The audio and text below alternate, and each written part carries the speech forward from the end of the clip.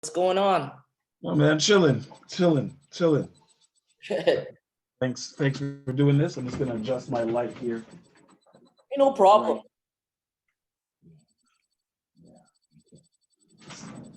Right. I got some new technology I'm working with here, Till.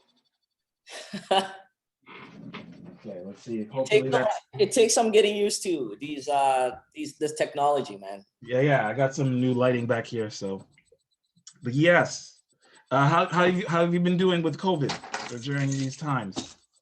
I've been okay, yo. It touched my family personally, so I've Okay. been sort of like it's the stuff I don't talk about, but it's been hard, but it's also been a time of healing, I have to admit, Yeah. Yeah. of like sitting still and thinking Yeah. about what's important Yeah.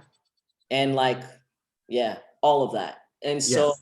it's a balance. It's a balance of like heal and move through it Right. in stillness because we were forced to be still, Yeah.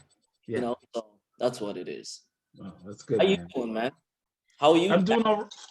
How's this Sorry. COVID? Go ahead. How's this COVID for you? You know what? Same thing as you, like, and like I've been fortunate, like even like, because I 2019 was very busy work wise, right? Like the thing that you always ask for, like the whole year booked, right?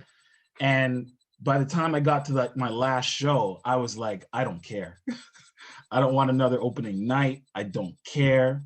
Because personal things happened for me, like right on the cusp of the last show too. And it sort of was forcing me to stop, right? And just sit down. Even before COVID, right? Even before COVID, like I knew I needed to sit my ass down, right? So when COVID came, obviously, scary thing, right? I mean, it's our World War II or World War III. It's that kind of level of global event that we've never been through, right? But like April was a really good time for me to sit and do nothing and not have to worry about rehearsal and not and to separate artist Peter from just Peter. You know what I mean? And it felt like, just realizing for a long time, I would always take care of the artist Peter, but not Peter. Like the artist Peter is the better. That's what people want to see. So I'm going to put everything into that and just let Peter sort of just wither and not grow. So it was a good time for me to just sit down, breathe, go to the gym, and just take things slow. And I think in that slowness, it allowed me to realize what I love about the work, like to know myself. And, I've been telling people, what's been very clear for me, even more so in the last 8 months, is the 19-year-old that entered theater school, the 19-year-old who was just writing by himself and everything that transpired before that, you know, um, and just dealing with a whole bunch of things that I had no words for. Because for me, I my house was a loving home for the most part, for the greater part of it, but it was full of physical abuse and physical abuse under the guise of like that rite of passage that Black people go through. But there was it went way beyond that, and not knowing that it went way beyond that, just knowing that that was just the reality. So it wasn't until my 30s that I was like, oh, wait a minute, that was abusive.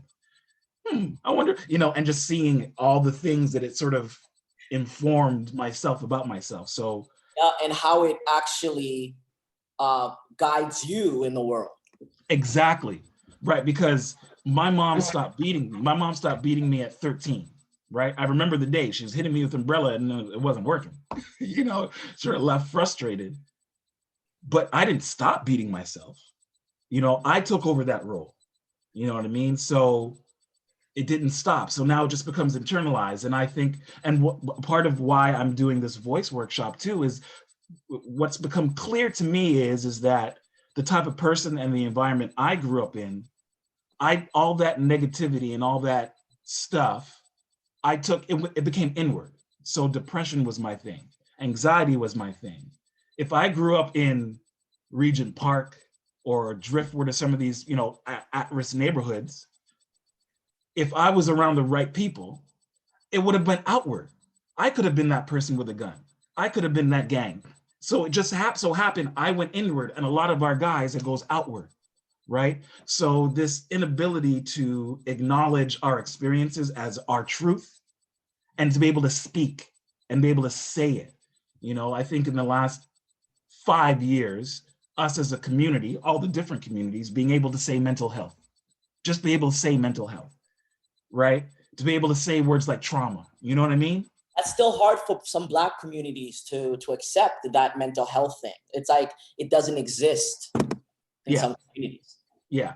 So it just got me thinking about, because I know for sure, and I've been telling my theater, artistic directors who were at Humber when I was there, in the last year, I've talked to each of them and said, listen, you saved my life, because I know if I hadn't pursued theater that gave me the environment and space to express myself, even though I didn't understand all of it, but just the ability to tap in and do those things and give it space and room to live, I would have been dead by 30. I would have jumped off a bridge. I would have taken I know for a fact I wouldn't be past here by 30, because just by the mere being able to touch and to be able to access those places, and someone says, you know what, that's okay. You can fall down here. You can make a mistake here. It's fine. That's what it is. It's about that process. So fast forward to today, I'm trying to distill the basics of like voice work. Mm-hmm. This is the basics of just being able to breathe and ground yourself and just be able to speak. I feel like my hypothesis and my guess is that even just the increment of that can help us as a community, not just for us to just be able to speak for ourselves, but to share it with each other as men. Because I think what happens is we get stuck we become islands onto ourselves, because we feel like, well, I'm alone in this. I'm the only one who feels this kind of struggle. So then we don't share, because that even our weaknesses are information for us to pass to each other, right? Because I feel like none of us have the answers. We're all trying to figure it out, right? So just that collective to get us into a space where we can just share that and be like, oh, right, this person who comes from a completely different section, whether orientation or life or class, he's going through the exact same thing. So and to create a space of empathy and share that, and let's see what happens. That's what this is about. And that's my truth. That's what I realized I had to sort of embrace. One, that I'm an expert at this after 17 years in the business and doing this work, to say, okay, no, Peter, you do know what you're doing. You know what you're doing. And you have something to give. So that's what this is the beginning of that. This is beautiful. Yeah. It's gonna be beautiful work for you. I'm excited for you. Yeah, thanks. And I also I'm really touched with when you were saying about us talking to one another and talking through all of this stuff. The one thing that came to me was, I don't breathe with Black men. Yeah. I don't know how to breathe with Black men. And my journey is a little bit different, as you know. I'm very open about it, but I don't know how to breathe with y'all, because I wasn't raised like y'all, but yet I still am carrying your burdens plus the women's burdens. You feel me? Yeah. And so it's like, as soon as I started appearing like this, I started carrying all of that. And it was a change, because I also started internalizing everything. Because as a man, I wasn't allowed all of a sudden to speak up, and I wasn't allowed to cry, and I wasn't allowed to, the only emotion that I was allowed to have was anger, because that was expected. But the anger wasn't to a point, because you cannot be an angry Black man.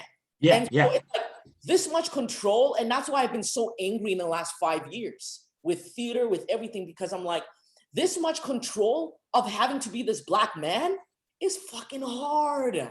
Yeah. How do you do it? I don't know. And I couldn't even talk to other Black men. Because we don't. Because I don't know how, because they don't know how to talk to me. And so I don't know how to talk to them. They don't know how to talk to each other. And so I'm going, I'm alone. I don't know how to deal with this shit. So guess what?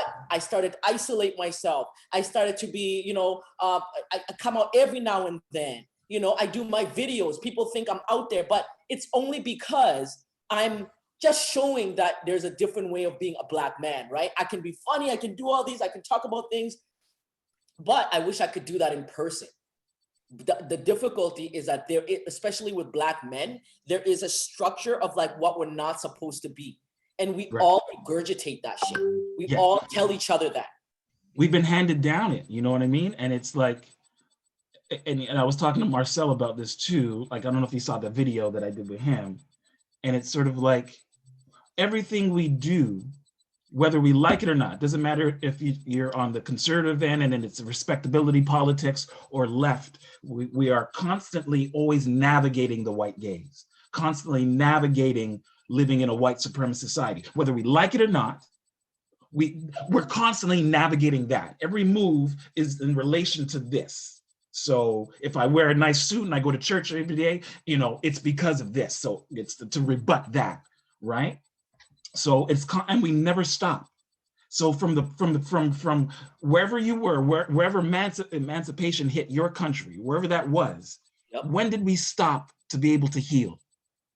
You know, if every slave, they said, okay, you know, we're going to give you guys therapists. We're going to actually go through your trauma. Let's actually talk about the things you've seen. But because it never stopped, it just shifted and morphed into something and another prison and a different kind of prison. When did we actually stop to be able to assess? Because and to a point, we have to look at our answers because they weren't given that time. They weren't given that information to be like, hey, listen, your spirit on another level is getting touched. Talking about it is something. No, because you're not allowed to read.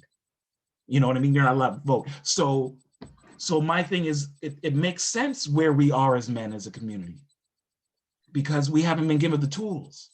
So like when you say like, you know, you don't know how to talk to men, it's my thing too. Like I grew up with 3 sisters, my aunt, and 5 nieces. I'm the only guy. My brother's like the only, like my brother's older than all of us, right? So I've been surrounded by women, and I grew up very Christian conservative, very conservative Christian, right?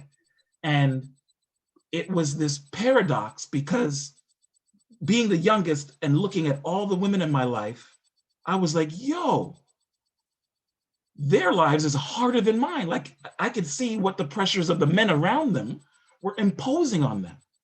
Like, you know, they weren't allowed to do sports. They weren't allowed to express themselves. And then it was like, and then I got to a certain point, I was like, wait a minute. I'm expected to fill that same role. If and when I have daughters, I'm expected to do the same thing to them that I'm seeing. And I was like, nah, no. So for me, it's like, I have better relationships with women, Black or otherwise, than I do with men because men scare me in that sense. Yeah, that's the first time I've heard another man say that. You scare me, and it's not because you have a gun. It's because of that patriarchal thing that you just hand down that I'm supposed to do. That I'm like, time out. I don't think that's good. And not only that, I see how it's harming you. Do you know what I mean? So that's where I'm at. So those are the types of things through through the imagination, through using, the text from the African diaspora, whether it's Baldwin, whether it's plays. I'm going to try to use those types of language that's us, to evoke that. And plus, people bring your own stuff. Yeah. So that's what the premise, the idea of where this is going. So just to get started, so these are the 3 questions I asked, just the 3 questions in the video. So I'll start with this, and you can take as much time as you need. Okay. So the first question is, what is the Black male spirit? And you can answer that as you can describe your own spirit like Marcel did, or you can just put a larger, or you can do both. You can see what the spirit is, what you see it as. What is the Black male spirit? And you can also describe, what is your spirit? How would you describe your spirit?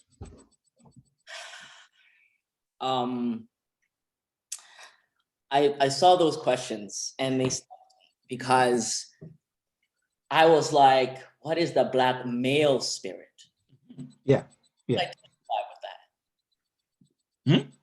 I don't identify with that because I could only identify with my spirit and how I move. I Yeah. have not been close enough. Like my father's an amazing man. So like I have him. My brother is amazing as well. Right. Like I said before, I haven't been close enough to know what that would look like on like, I don't know what it is to be a male spirit. Like all I know is this spirit. And my spirit is different because my spirit was like presenting wise. See, now I'm confusing spirit and body, which is different. I need a second. Yeah, no. It's not an easy question because I don't think it's something we think about. It's not an easy question. I think that the male spirit doesn't exist. All right. Yeah. I really think that at the end of the day, there is no such thing as a male spirit and a woman's spirit. I think that we all have that inside of us, and I think environment dictates on how you move. So when you talk about spirit, I talk in energy. I don't believe in male, or I don't believe in that. I believe in opposite energy. I believe in masculine energy, and I believe in feminine energy. All right. And I really do feel like if the world looked at humans like that, we would be allowed to just express and be ourselves more. But I really don't believe in male spirits. And that seems like not a good answer. I don't know. I just don't believe in it. I believe in human spirit. I believe in that the spirit can guide us in many different ways. Right. And that, unfortunately, what is deemed to be the male spirit right now, especially when it comes to Black men, it's wounded. And we haven't had the time to heal that part. But it all is one energy. This is what we've created and continue to pass on and create. So I believe in spirit. I believe in human spirit. I believe in energy. Right. And none of what you're saying is wrong. It's just, this is why I'm collecting this thing, because the more people we talk to from different perspectives, they're shedding light on it, right? Because I can totally see what you're saying when you're saying there is no male or female, there just is, right? And what that idea can possibly mean in liberating people from the stereotypes and the gender roles we have to play that actually become prisons and traps onto themselves. So now, I have a question for you. When you sure. look at me, knowing my story, I am F to M, female to male. I'm 42 years old. When you look at me, I've lived my life. Up until I was 30, I was a woman. And I was a model, very beautiful, was acting in Vancouver, all these things. Okay, that was a life. Now I'm who I am. Where does my spirit sit? And that's why I couldn't answer that, because even though I identify in this way, and I am a man through and through, and this is where I live, the other parts of me informed this. So it's hard for me to say this is a male spirit, because I cannot let go of the fact of where I come from and how I led my life for 30 years.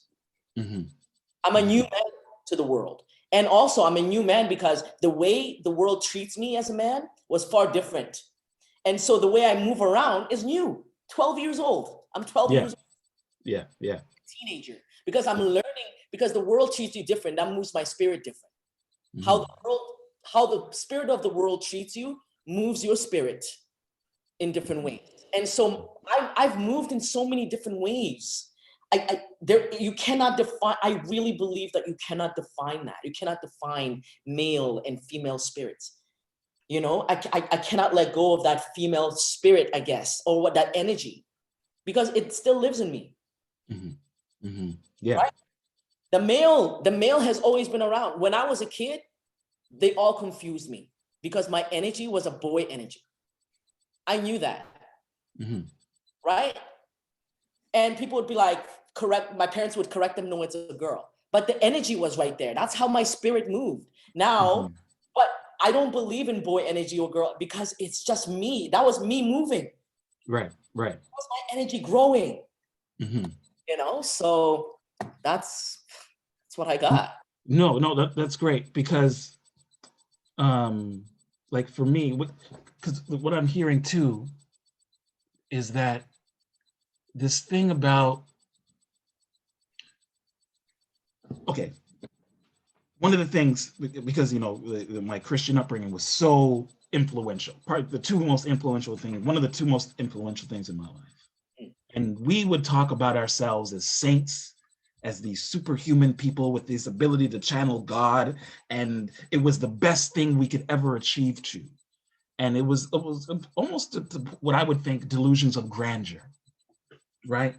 And sometimes I understand why some people need that in their lives. They need to feel like, oh, I'm not just this thing, I am more than that.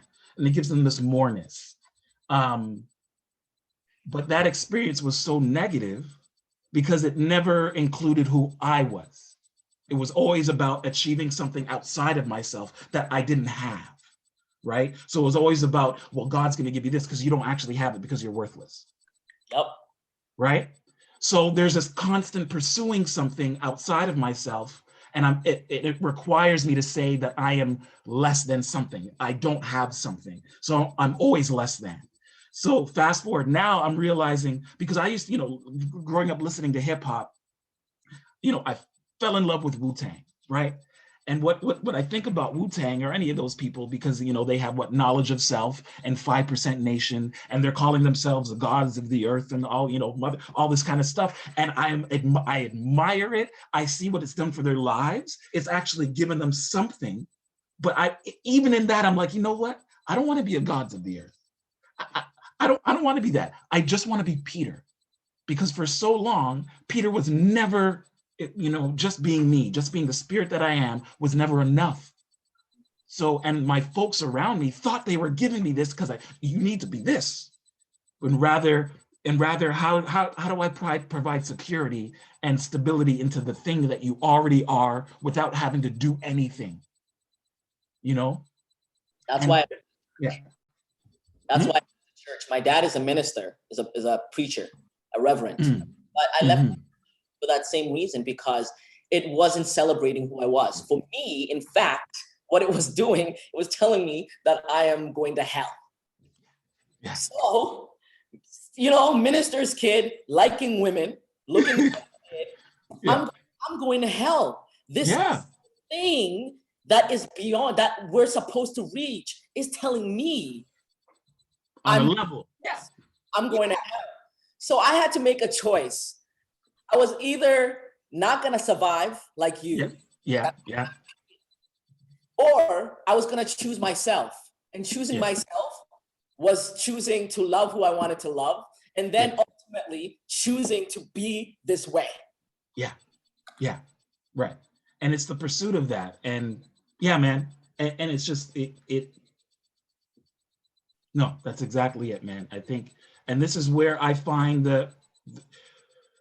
the more we talk with each other, the more we see the similarities in our journeys, right? And this is why I was like, no, I need to talk to you, because you're because of your particular journey, and because we don't hear from voices from you. We don't allow your voice into these regular circles. You know what I mean? And it's probably why too, like you know, I still have some connections to my church and people that are there, you know, the whatever open-minded people I'm still talking to. There's still resistance to this kind of platform, because they feel like this is their territory. We're talking about spirit. No. You don't know. And it becomes, and the thing is that I am not trying to tell you that Christianity is wrong or Islam is wrong. My hypothesis and my idea is, if we are able to start from here, so that whoever you are, and that self-esteem, whatever that voice is, as long as you're able to know that you're valuable no matter what, you can take that to whatever faith you want, because you know yourself better. And then you can actually apply yourself in whatever faith you want in a more fuller way, because you know who you are. But they're afraid of the dealing with that, right? They really feel like it becomes colonial. It's their territory. No, we have a monopoly on the truth here. Yep. Yeah, and it's like, and for me, it's like I've been trying to get the analogy to try to tell them, like, listen, Basketball's a great sport. I love basketball. But if I'm trying to stay in shape because I like to be active, football's a great game. Would you say you can only play basketball because that's the only way you can stay in shape? Or just track and field, or just lacrosse, or just swimming? No, there's many ways that we can use our bodies to invigorate ourselves, to stay healthy. So here's just another way for you to find another way to get to our spirit. And I think that's God. I'm not quite there yet. I think that's another way. It's just another tool that we've been given that we're not using. Yo, but the Bible did tell us that he lives in us. He's everywhere, right? Yeah. But I also, when I told my father, I'm not going to church, Dad. The only reason I'll go to church is if you're preaching, but that's only out of respect. Just know. It's not faith. But I said, because I can pray anywhere. Guess what? Yeah. Tell you about manifestation and all of this stuff. Talk about the spirit. Yo, you got it. God is right here. Right there. Peter, you're looking at it. I'm looking at God. Yeah. You're looking at God. You see God. Yeah. We are not given that tool. That is the most important tool. Is that once we start talking to ourselves, once we start like figuring out what hurts, start talking it out loud and talking to other gods about it, that's when the healing begins. Listen, and I tell people, and because I've been thinking too, it's like when people think about resistance, because I put resistance in the little thing that I put out, like I see this as a means of resistance because I understand that there is a battle. I understand what that struggle is. But every war, and I've been researching this myself, every battle, every army, there's such thing as a field hospital, right? You have a military field hospital, and that's emergency. So if someone is wounded, you got to bring them back to the field hospital. They have to be healed in order to get back on to fight. But every place has a field hospital. So I want to say that we are not fighting something. I'm saying we have to acknowledge when we're hurt to be able to, hey, listen, you need to go heal. And not only do you need to go heal, we have something for you. We have a number of treatments for you. You know what I mean? But we're not doing that. We just got to keep going. Keep staying hurt. And broken people only hurt other people. You know what I mean? Only know how to hurt other people because that's the only thing they know, because it is still a choice. You know, yes. Because you only hurt yourself. You didn't hurt other people. You see what I'm saying? So we do it in all kinds of ways. We hurt something. Yeah. Taking the time to heal. But when did we have time to heal? When did exactly. I had 2020 when the government decided to give me some money. Some people decided, hey, we got to give you therapy. And everybody started volunteering, giving me therapy. I never had therapy like that before. Yeah. People wanted to hear my feelings about just life shit. Just let me cry about this man that died. You're actually going to listen to me cry? I can talk about relationships and how I'm bad at them because I don't trust people. You mean I can talk about that? Yeah. My sister's just going to therapy this year. She's, what is she, like 44? Yeah. And she talked about it. She said like the day she was making the appointment, she started to cry, right? And she called me, she's like, Peter, is this normal? I'm like, girl, yes. Because you are now stepping into a place where there's a space, a possibility of a space where you can speak your truth without judgment. And I said the last time you did that or thought you had that was church, and it was wrong, and it wasn't the truth. It wasn't a space. So now you're actually getting that, and it's like it's all the potential of it all just coming down. Woo! And you're given tools too, because with these therapists, they go, oh, this and that. Oh, they give you tools of what to work on. They ask you questions. They calm you down. They validate that it's okay to feel the way you feel. Nobody in my life has validated my feelings like that. Yeah. Because nobody else has time in my life to validate other people's feelings. Right. And our parents growing up, the world taught them nobody cares. Yep. They saw some horrific things in their lifetime and they're like, listen, to prepare our children, we got to teach them nobody cares about your feelings. Keep going. Yep. Just keep going. And I'm not going to care about your feelings because it doesn't matter in the end. And that's the best way for me to prepare you. But it wasn't. It's just what they know instinctively. Doesn't matter. Keep nobody cares about your black ass. Okay? Right. But in the truth, it was always the truth. Even then, to combat that, no, I got to tell you that you matter. I got to tell you that your feelings matter. That was the way to do it. But in their minds and reacting to all the things they receive, no. Nobody cares. Keep moving. Okay, so I'm going to move to the second question, and I'm going to borrow off the answer of your first. Okay. So, what is your fear for our spirits? What is your fear? My biggest fear for our spirit is for it to continue to be broken. Black men specifically are broken. We're broken to each other. We're broken to our women. And not all, obviously, this is an over exaggeration, but I think it's my biggest fear is for us to continue to be broken to one another. It's for us to continue to be broken to the women, our children. I think if we really start to name it, start to heal it, and start to, we don't even have to, it's not even about apologies. It's about where do we go from here? How do we support you so you can support us? Right. I think it's the broken spirit for me. Right. And do you have any thoughts or expounding on what you feel brokenness is? Brokenness is every single time I go either on social media or I hear one of my girlfriends, my friends talk about Black men, or I see it at these Joe jobs, the support is not there for Black women. And that's a broken spirit to me, because if you cannot support your sister, then what are we doing here? Like every other community in the world, if you think about it, they take care of one another in many different ways. But our Black community, actually, not even just men to women, we just don't know how to properly take care of one another. That whole system has been broke. Like we've literally been, it's like we've been, you know, Tanya Harding? You remember that story? Tanya Harding? Yeah, remember that story where she Yeah.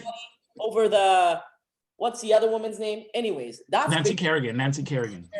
Basically, the world has been Tanya Harding our entire lives. You know what I'm saying? Just breaking us slowly at financially. We don't know. I don't know a lot of things about finances.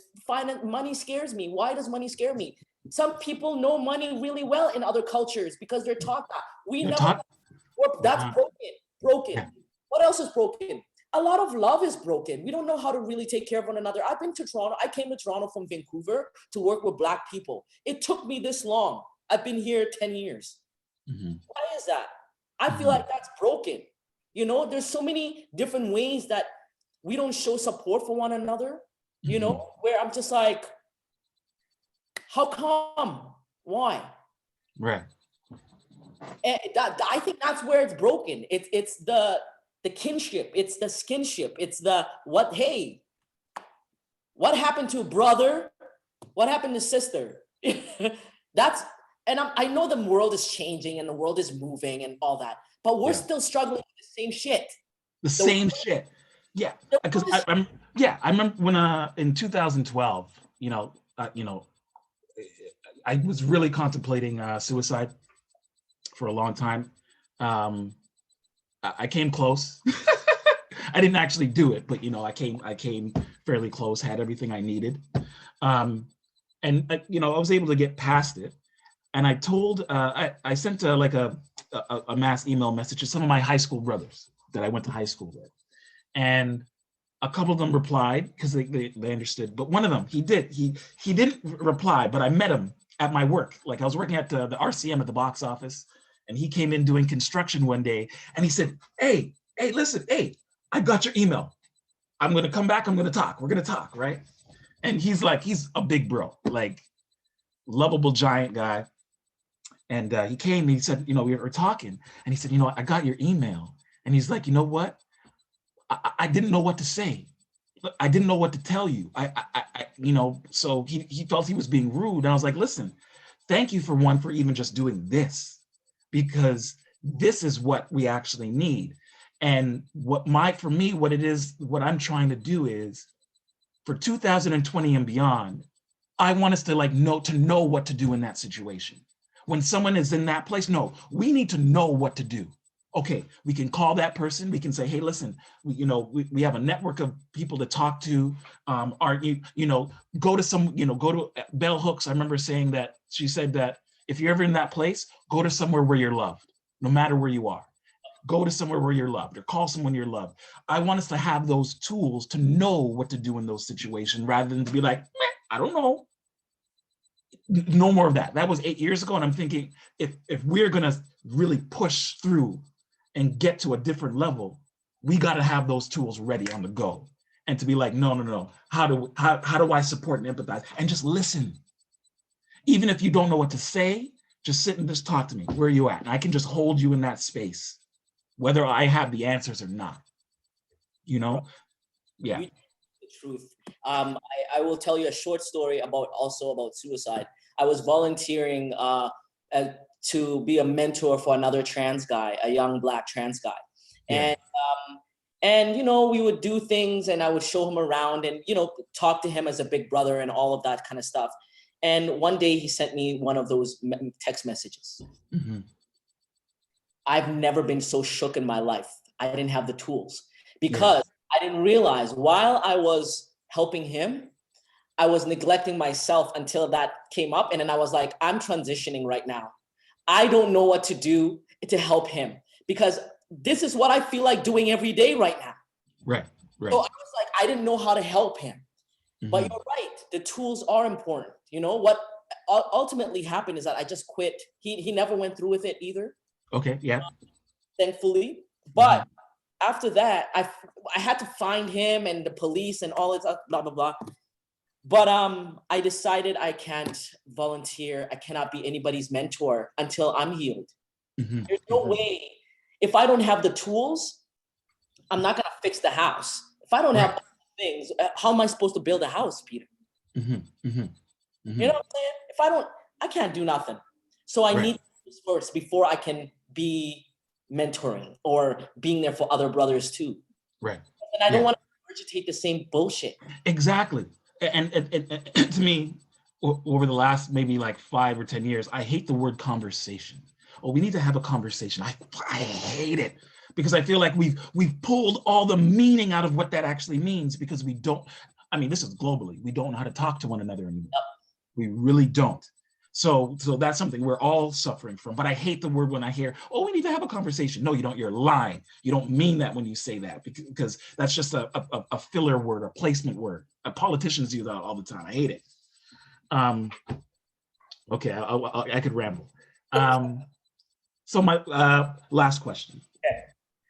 What is your hope for the Black spirit? What is your hope?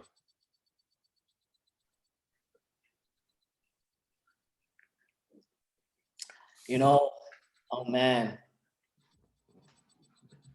My hope is a little flowery, just because I'm a dreamer. I really, really hope that one day,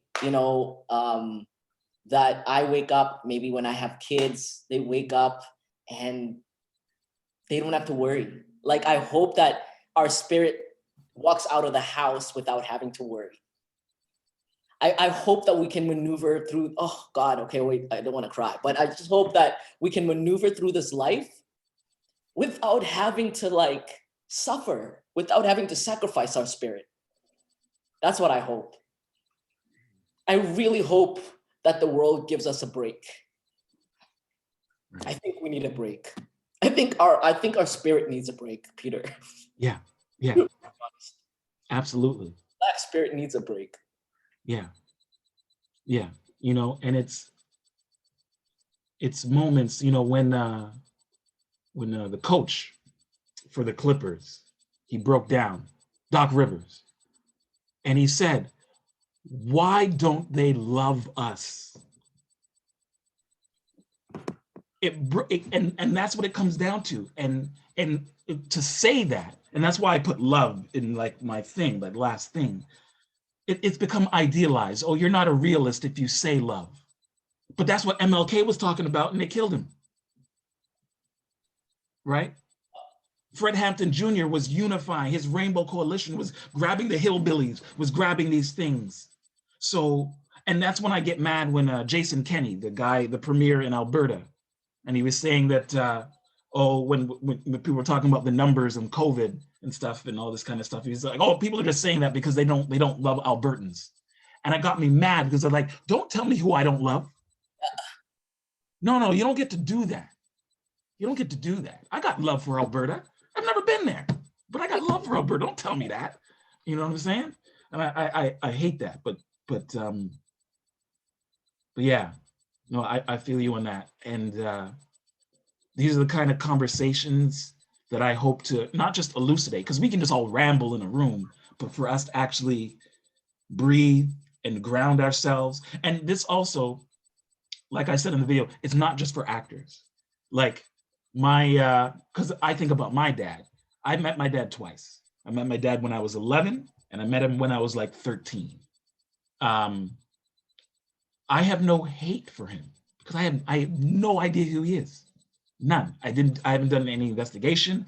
And my support network, me growing up, I was like, well, he's not around, but I got all these other people here.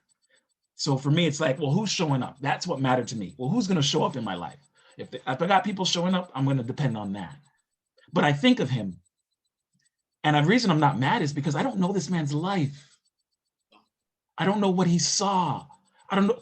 I can only imagine what his fears were as a person immigrating to Canada. What challenges did he see? What fallacies about his own manhood did he ingest that kept him trapped and couldn't reach out to his own kid? So I want to reach to those people. This isn't just a young person's game for me. No, I want to talk to all those old men that scare me. Yeah. I want to talk to you because you need to be freed from this just as much. So yeah, man. I appreciate this, man, because I honestly, I was just talking to a friend saying, I wish I was closer to more Black men. And I've been so angry at Black men because I've been like, guys, how do I learn? How do I learn to be better than you? But how do I learn? How do I learn to connect with you? How do I learn? And so I'm like, this is really useful because it's like, I never heard another guy talk like you are right now. So open. And I'm learning. This is real. I'm going to think about this conversation for a while. Good, man. Thank you so much. I appreciate this. Let me know if you need any other help or anything like that, or if whatever you need, let me know. Okay. Yeah, no worries. I thank you very much, and I'll chop this up today because I'm interviewing Andre Sills next, and then I'm going to do my own, answer my own questions. Wow. Okay. Well, I'm excited. I'm excited to see the end results of what you're creating. I'm sure it's going to be really impactful. Thank you, man. Appreciate it. Okay. You have a great day, bro. Yes. Thank you so much. Yeah. Take care.